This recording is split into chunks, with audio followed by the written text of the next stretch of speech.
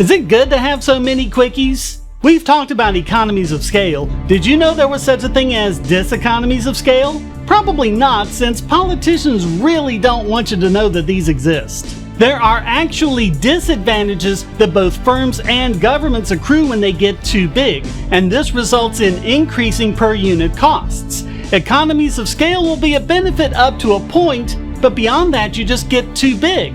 One reason is the difficulty of a large number of people communicating efficiently. If you remember the handshake problem from the last Quickie, you know that this increases geometrically as you get more and more people involved. At some point, the difficulty of all of them communicating will counter any advantages you get from your big size. You also get a lot of duplication of effort. With a small firm, this really isn't an issue, but once you get thousands of employees, you end up with people and even entire departments working on different solutions to the same problem, unaware that someone else in the firm is doing the same thing.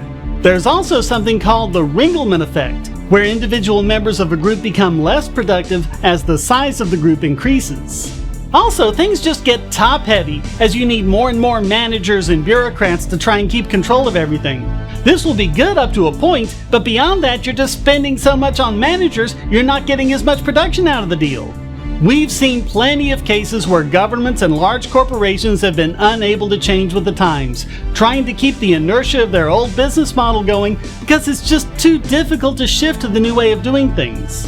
Politicians and pundits only want you to know about economies of scale, both for how they can supposedly manage the economy and also how larger companies will supposedly dominate a free market and prevent competition. But neither of those are true.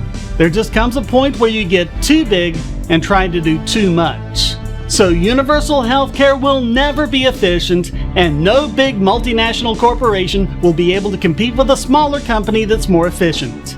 Economy of scale only works up to a point.